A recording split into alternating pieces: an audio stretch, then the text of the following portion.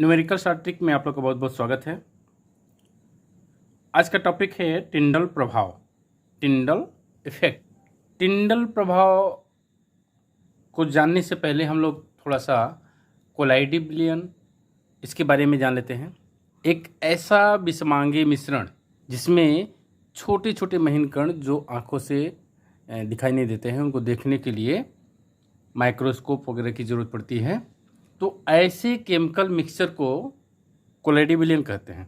जब किसी कोलाइडी विलयन में प्रकाश की किरण को उससे गुजारा जाता है तो कोलाइडी विलयन के जो पार्टिकल्स होते हैं, जो छोटे छोटे निलंबित कण होते हैं, वे क्या करते हैं, प्रकाश की किरणों को प्रकीर्णित कर देते हैं, यानी कि उनको उनके मार्ग से मोड़ देते हैं।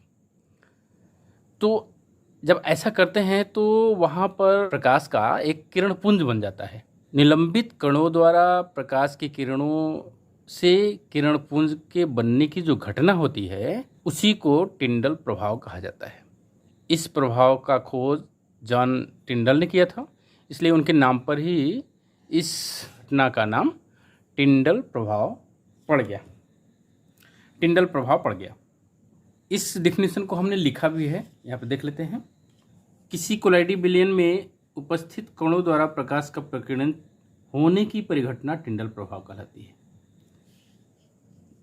या इसको और दूसरी भाषा में लिख सकते हैं, छोटे निलंबित कणों वाले माध्यम द्वारा प्रकाश की किरण का प्रकीर्णन टिंडल प्रभाव कहलाता है।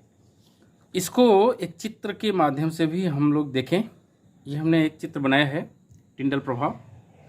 ये एक उत्तल लेंस हमने लिया है। एक उत्तल लेंस से प्रकाश की किरणों को गुजार रहे हैं।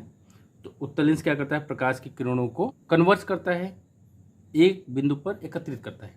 तो यहाँ पर क्या हुए, ये मुड़ते मुड़ते कोलाइडी विलयन में गए। तो कोलाइडी विलयन में इस तरह से निकल गए। तो कोलाइडी विलयन में दो जगह ये जो क्षेत्र बनता है, इस क्षेत्र को टिंडल शंकु बोलते हैं, टिंडल कोन। ठीक है, ये दोनों तरफ जो होता है इसको टिंडल कोन बोलते हैं। ये कोलाइडी विलयन होता है। कोलाइडी विलयन में पानी और दूध का मिश्रण भी हो सकता है, और भी बहुत से मिश्रण कोलाइडी विलयन हो सकते हैं।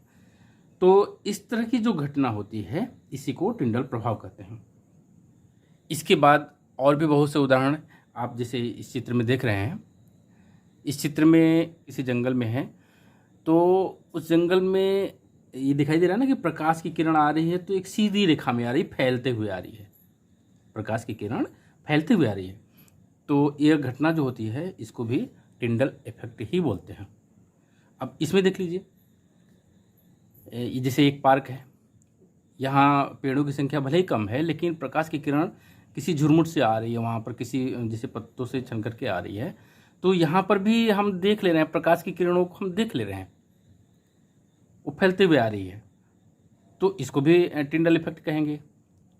या ये इस चित्र में देखिए, किसी पत्थर का एक भाग टूटा हुआ है, वहाँ से प्रकाश की किरण अंदर आ रही है, जबकि अंदर अंधेरा है। तो अंदर जो अंधेरा वाले भाग में देखेंगे प्रकाश की किरण, तो वो दिखाई देता है। तो यहाँ पर भी टिंडल प्रभाव के कारण ही ऐसा है।